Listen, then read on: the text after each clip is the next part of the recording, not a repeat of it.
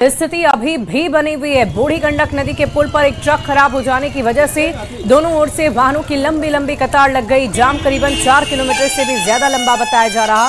सबसे अधिक परेशानी इंटरमीडिएट के परीक्षार्थियों को हुई। सैकड़ों छात्र छात्रा और उनके अभिभावकों को ये परेशानी हो रही है। 12 से ज्यादा स्कूल के बस अभी जाम में फंसे हैं। परीक्षार्थी पैदल ही अपने परीक्षा केंद्र की तरफ जाते नजर आए। और अधिक जानकारी दे रहे हैं न्यूज 18 संवाददाता मुकेश कुमार। समस्तीपुर दरभंगा मुख्य मार्ग पर भीषण जाम लगी हुई है और इस जाम के कारण परीक्षार्थियों को काफी परेशानियों का सामना करना पड़ रहा है। और ये जाम करीब 4 किलोमीटर से भी अधिक लंबी हो गई है। इधर बीआरबी कॉलेज और फिर दरभंगा की तरफ मुक्तापुर तक ये जाम लगी हुई है और जहां तहां परीक्षार्थी और अभिभावक फंसे हुए हैं।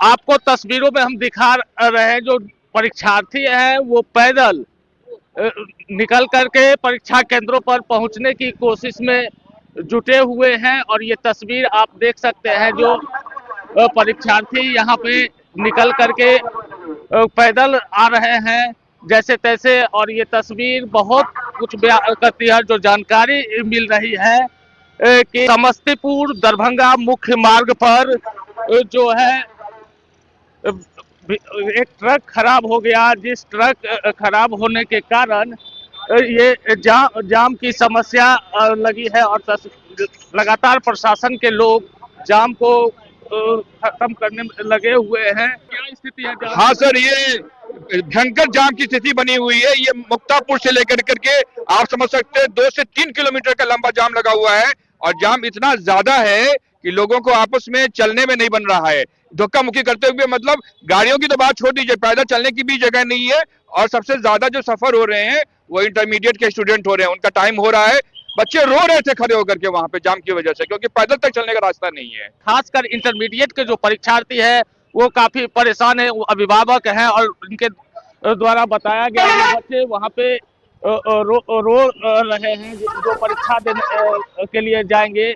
हालांकि प्रशासन लगातार इस समस्या को खत्म करने में जुटी हुई है, लेकिन जाम ही ऐसी लग गई है जो जल्द खत्म होने वाली नहीं है। अब देखने वाली बात होगी कि इस जाम को प्रशासन कब तक खत्म करा पाती है। Mukesh Kumar, news 18 network, Samastipur.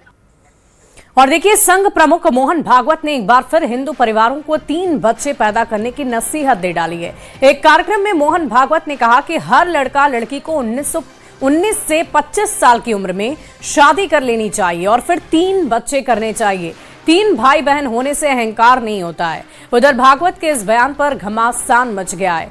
क्यों मचा है घमासान और क्या है ये पूरी खबर, एक रिपोर्ट के जरिए आपको दिखाते हैं।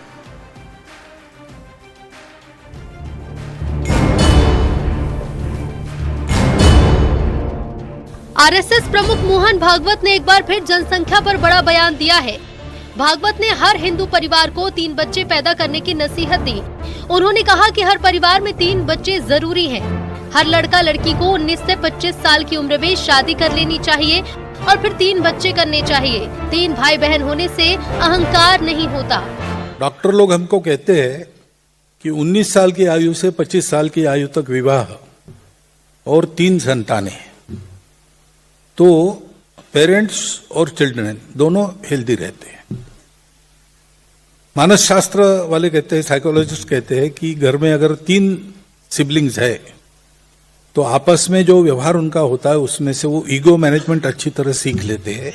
उसके चलते उनके अपने परिवारों में बाद में विच्छेद नहीं होता है, तो परिवार का स्वास्थ्य ठीक रहता है। बहुत से देशों ने ये प्रयास करके 2.5 के नीचे जाने के बाद फिर से 3 से ऊपर अपने पॉपुलेशन को लाया। और देश की पॉपुलेशन पॉलिसी कहती है 2.1, तो 2.1 राउंड ऑफ करते हैं। गणित में तो 2 होता है, लेकिन आदमी के बारे में ऐसा नहीं हो सकता ना। 0.1 आदमी होता नहीं, कभी होगा तो पूरा होगा, नहीं तो नहीं होगा। तो 2.1 यानी 3। तो सब प्रकार के शास्त्र हमको बता रहे कि परिवार में 3 संतान चाहिए। मोहन भागवत के बयान पर AIMIM चीफ असदुद्दीन ओवैसी ने निशाना साधा और कहा कि मोहन भागवत लोगों से 3 बच्चे पैदा करने को कह रहे हैं, लेकिन वो खुद ऐसा नहीं कर रहे। कितना महंगाई होगी, कितना खर्चा उन लोगों के लिए करना पड़ेगा, इसका हम सोचते नहीं है। बजाय उसके क्या बोलते, मुसलमान इतनी आबादी बढ़ रही, मुसलमान बच्चे पैदा कर रहे। जालिमों, 2021 तक मुसलमानों की आबादी स्टेबलाइज हो जाएगी। इस मुल्क में कभी भी मुसलमानों की आबादी हमारे हिंदू भाई बहन की आबादी से आगे नहीं जाएगी। 3 बच्चों वाले बयान पर मध्य प्रदेश में भी माहौल गर्मा गया है। हिंदू धर्म गुरुओं ने भागवत के बयान का समर्थन किया, तो वहीं मुस्लिम धर्म गुरुओं का कहना है कि जितने बच्चे पैदा करना है करें, ये उनकी मर्जी है, लेकिन किसी एक वर्ग को टारगेट नहीं करना चाहिए।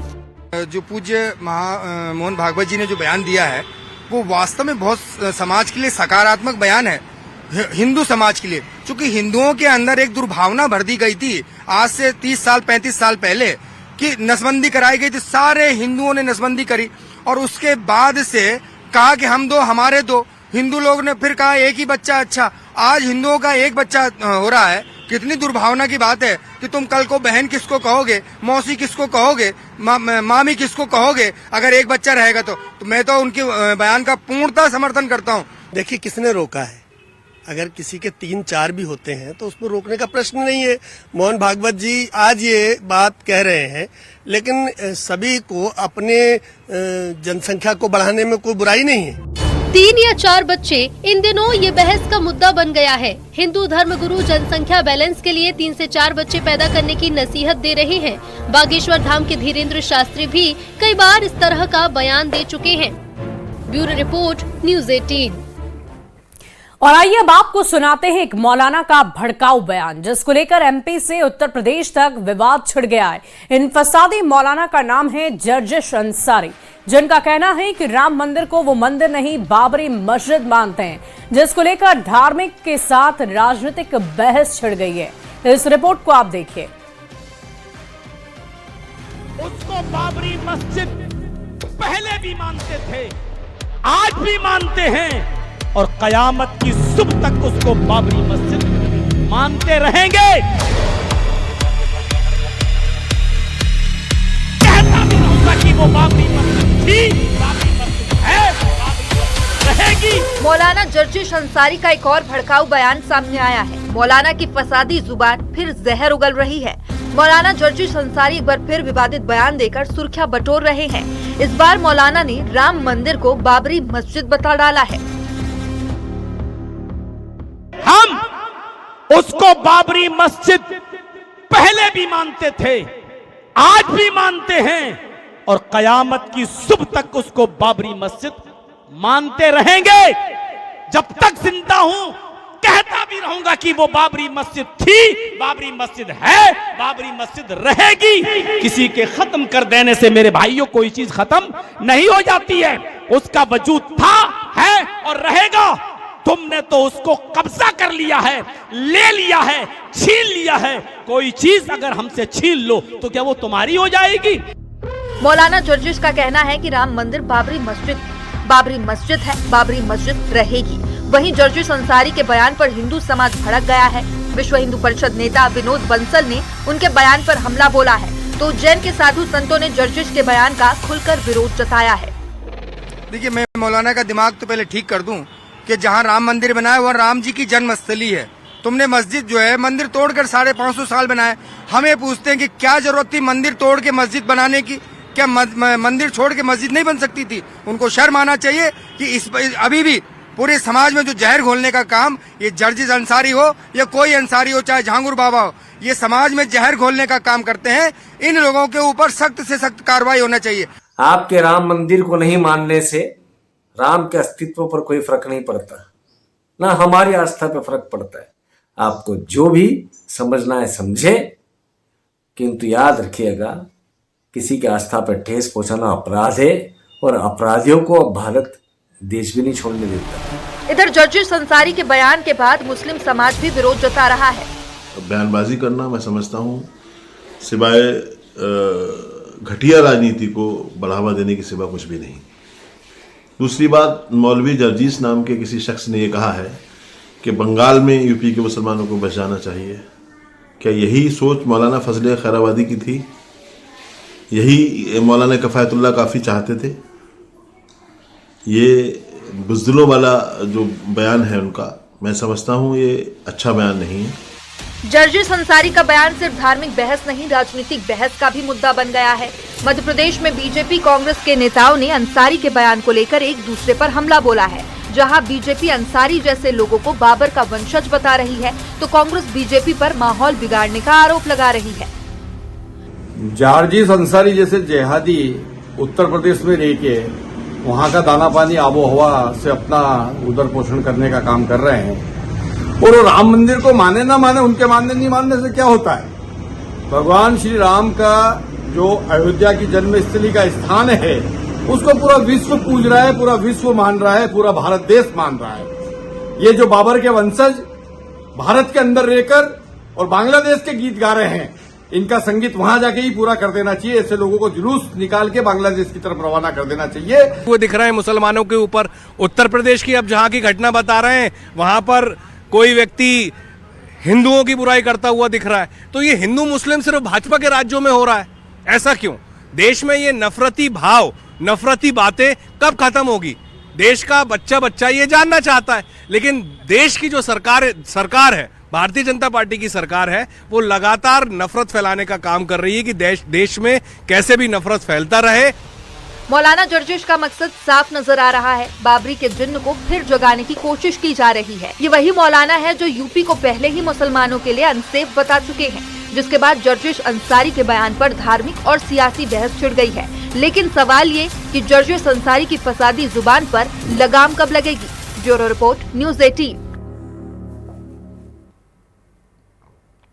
देखिए, आतंकवाद पर पाकिस्तान के दोहरे चेहरे की परतें एक बार फिर से खुल गई है। जैश ए मोहम्मद के टॉप आतंकी इलियास कश्मीरी ने एक ऐसा दावा किया है जो सीधे पाकिस्तानी सेना की भूमिका पर सवाल खड़े करता है। पूरी कहानी क्या है, आपको एक रिपोर्ट के जरिए दिखाते हैं।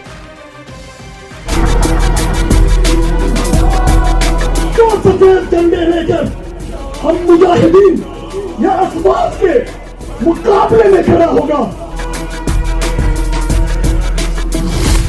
पाकिस्तान के आर्मी चीफ का गजवाए हिंद प्लान बेनकाब। ऑपरेशन सिंदूर को लेकर आतंकी इलियास कश्मीरी का दावा। और अपना इंसाफ वाज़ेह कर दीजिए। जैश के दहशतगर्दों के बीच इलियास कश्मीरी का बड़ा कबूलनामा। ये सिर्फ एक आतंकी का बयान नहीं है, ये उस सोच की झलक है जो आतंक को नीति और हिंसा को विचारधारा बनाती है। पाकिस्तान अधिकृत कश्मीर में 5 फरवरी को जैश ए मोहम्मद के एक टॉप आतंकी ने खुले मंच से जो कहा, उसने पाकिस्तान के उस दावे को झुठला दिया है जिसमें वो खुद को आतंक से दूर बताता रहा है। ऑपरेशन सिंदूर को लेकर इलियास कश्मीरी ने दावा किया है कि पाकिस्तानी सेना के शीर्ष नेतृत्व ने इस संघर्ष को धार्मिक युद्ध का नाम दिया। ये बयान सिर्फ शब्द नहीं बल्कि एक बड़ी साजिश की तरफ इशारा है। जब जंग छिड़ गई, असलहा निकल आया, तैयारी टकरा के टैंक आमने सामने खड़े हो गए। सिपह सलार ने ऐलान कर दिया कि ये गज़वातुल हिंद है। आतंकी इलियास कश्मीरी ने जिस गजवाए हिंद शब्द का इस्तेमाल किया वो कोई आम नारा नहीं है। गजवाए हिंद एक कट्टरपंथी अवधारणा है जिसे जिहादी संगठन भारत के खिलाफ धार्मिक युद्ध के रूप में पेश करते रहे हैं। इलियास कश्मीरी जैश ए मोहम्मद का सीनियर कमांडर माना जाता है, जो लंबे समय से आतंकी नेटवर्क और भर्ती अभियानों से जुड़ा रहा है। उसका दावा है कि ऑपरेशन सिंदूर के दौरान जब हालात युद्ध जैसे बने, तब पाकिस्तानी सेना के इशारे पर इस संघर्ष को धार्मिक रंग दिया गया। सबसे अहम बात ये कि जिस दिन ये कबूलनामा सामने आया, उसी दिन पीओके के रावलाकोट में जैश ए मोहम्मद ने खुला आतंकी जलसा किया। हथियारबंद नकाबपोश आतंकी सड़कों पर भारत के खिलाफ नारे लगाते दिखे। तस्वीरें सामने हैं, सबूत मौजूद है। यानी एक तरफ आतंकी का बयान और दूसरी तरफ उसका जमीनी प्रदर्शन। ये महज संयोग नहीं बल्कि उस साजिश का संकेत है जहां आतंक छिप कर नहीं, पुलिस संरक्षण में पनपता है।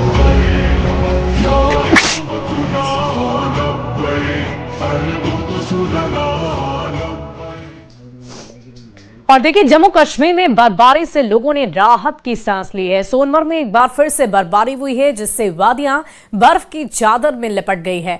स्थानीय व्यापारियों और पर्यटन कारोबार से जुड़े लोगों के लिए भी ये बर्फबारी किसी वरदान से कम नहीं। होटल, टैक्सी और स्थानीय गाइडों की अच्छी संख्या में काम मिल रहा है, जिससे स्थानीय अर्थव्यवस्था को भी एक मजबूती मिली है। कैसे, इस रिपोर्ट के जरिए देखिए।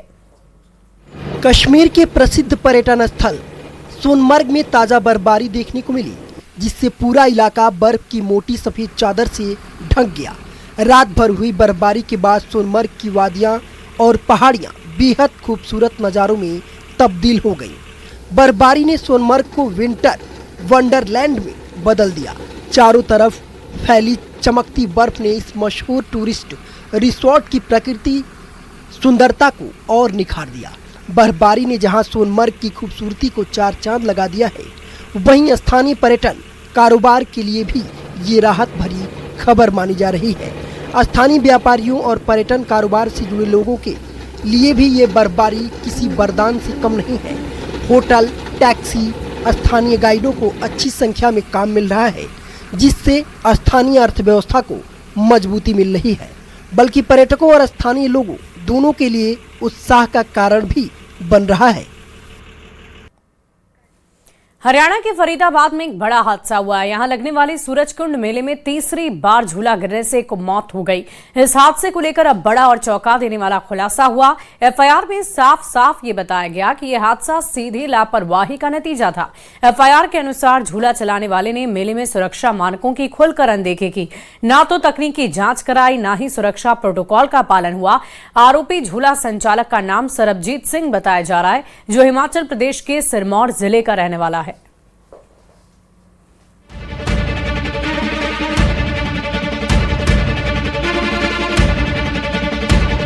साल 2002 सूरजकुंड मेले में पहली बार झूला गिरा, एक शख्स की मौत। साल 2019 सूरजकुंड मेले में दूसरी बार झूला गिरा, एक शख्स घायल हुआ। और अब साल 2026 सूरजकुंड मेले में तीसरी बार झूला गिरा, जिसमें एक पुलिसकर्मी की मौत हो गई। हरियाणा के फरीदाबाद में हर साल लगने वाला सूरजकुंड मेला कोई लोकल मेला नहीं है। ये इंटरनेशनल लेवल का मेला आयोजन है, जिसमें सुरक्षा के लिहाज से झूलों को लेकर ऊंचे मानक तय किए गए हैं, ताकि जान माल के नुकसान से बचा जा सके। लेकिन बार बार मेले में झूला गिरने के हादसों से सिस्टम पर सवाल खड़े होते हैं। लेकिन जिनके कंधों पर सिस्टम चलाने की जिम्मेदारी है, वो हादसे को भगवान की मर्जी बताकर अपनी जवाबदेही से पल्ला झाड़ने में जुटे हैं। इस हादसे पर हरियाणा के पर्यटन मंत्री अरविंद शर्मा ने हैरान करने वाला बयान दिया। उन्होंने कहा कि परमपिता परमात्मा का ऐसा ही विधान था कि हादसा हो गया। ऐसा दुखद है, परिवार के प्रति, सभी के प्रति हमारी संवेदना है। सर्टिफिकेशन की जहां तक बात है, रोजाना जितने भी झूले लगे हुए हैं, पूरा उसका प्रशासन की तरफ से, उसकी जो है डिप्टी कमिश्नर ने पूरा बनाया हो, उसकी तरफ से सर्टिफिकेशन होता है। आज भी लेटेस्ट जो आज भी उसका सुबह सर्टिफिकेशन हुआ है कि वे झूले ठीक ठाक है। लेकिन कोई परमपिता परमात्मा की कोई ऐसा रहा कि भाई जो है ये हादसा हुआ।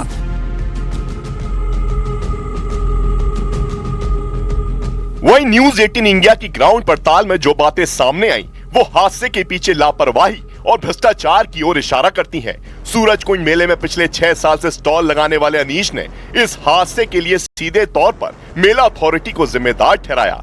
अनीश के मुताबिक झूले के लिए 4 करोड़ का टेंडर निकला था। इतनी बड़ी रकम चुकाने वाला झूला वेंडर अपनी कमाई के लिए मानकों और सेफ्टी चेक को अनदेखा करते हैं, जिससे ऐसे हादसे होते हैं। इस बार तो मेले में हुए हादसे में एक पुलिसकर्मी को अपनी जान गंवानी पड़ी। इसके बाद भी मंत्री जी का यह संवेदनशील बयान ये समझाने के लिए काफी है कि मंत्री जी ने इस हादसे से क्या सबक लिया।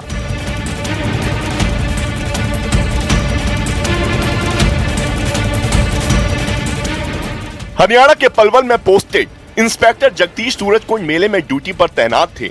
महज 50 दिन बाद 31 मार्च को वो रिटायर होने वाले थे, लेकिन नियति को कुछ और ही मंजूर था। कल शाम करीब 6 बजे जैसे ही झूला गिरा, इंस्पेक्टर जगदीश ने अपनी जान की परवाह किए बिना झूले में सवार लोगों को बचाने लगे। तभी झूले का एक हिस्सा और टूट गया, जिससे इंस्पेक्टर जगदीश के चेहरे और सिर पर गंभीर चोट आई, जिससे उनकी जान चली गई। इंस्पेक्टर जगदीश यूपी के मथुरा में जन्मे थे, लेकिन उनकी कर्मभूमि हरियाणा रही। इस हादसे पर हरियाणा के सीएम नायब सिंह सैनी ने भी दुख जाहिर किया। उन्होंने लिखा, फरीदाबाद में आयोजित सूरजकुंड मेले के दौरान हुए हादसे से अत्यंत दुखी हूँ। इस दुर्घटना में जान गंवाने वाले व्यक्ति के परिजनों के प्रति गहरी संवेदना व्यक्त करता हूँ।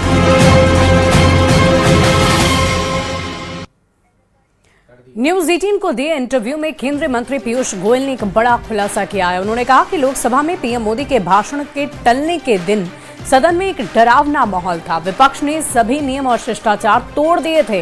कांग्रेस ने पलटवार कर पूछा कि क्या पीएम सदन में भी सेफ नहीं है? क्या हुआ, इस रिपोर्ट के जरिए देखिए।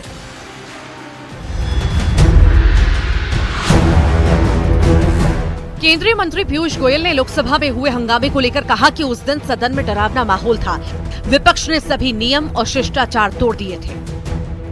कुछ सांसद विपक्ष के मैं वैल्यू तक में समझ सकता हूं, उनकी तरफ रहना चाहिए, उसके बदले हमारी तरफ आते हैं, वो भी समझ सकते। 20-20 फुट के बैनर्स लेके और ऊपर चढ़ के 3 रो ट्रेजरी बेंचेस के ऊपर, यानी प्रधानमंत्री की कुर्सी को चारों तरफ से घेर के मैं उनके पीछे बैठता हूं, हमारे भी आगे चले गए। अब पीयूष गोयल के इंटरव्यू पर विपक्ष हमलावर है तो बीजेपी उनके बयान का समर्थन कर रही है। बीजेपी कांग्रेस सांसदों के बर्ताव को निंदनीय बताते हुए हमलावर है तो कांग्रेस ऐसे आरोप से लोकतंत्र का अपमान बता रही है कि लोकसभा में जिस तरह से कांग्रेस पार्टी के सांसदों ने बर्ताव किया वो घोर निंदनीय, आपत्तिजनक है। लोकतंत्र में इस तरह के व्यवहार के लिए कोई जगह नहीं हो सकती है। और जिस तरह की खबरें आ रही हैं प्रधानमंत्री पे हमला करने की साजिश संसद में करना, ये कांग्रेस का दिवालियापन दिखाता है। राहुल गांधी के नेतृत्व में कांग्रेस पार्टी पूरी तरह अराजक हो गई है। इन लोगों ने भारत की संसदीय परंपरा और लोकसभा को चलता हुआ देखा है इतने वर्षों में। उन सबको ये जानकारी है कि चाहे पूर्व प्रधानमंत्री मनमोहन सिंह का जमाना हो, पूर्व प्रधानमंत्री अटल जी का जमाना हो, पूर्व प्रधानमंत्री नरसिम्हा राव जी का जमाना हो, सारे कार्यकाल में इस तरह की स्थिति लोकसभा में बनी है। न्यूज 18 के साथ इंटरव्यू में केंद्रीय मंत्री पीयूष गोयल ने ट्रेड डील की तारीफ की तो कांग्रेस ने पलटवार कर कहा सरकार मेक इन इंडिया की जगह मेक इन अमेरिका कर रही है। Bureau report, news 18।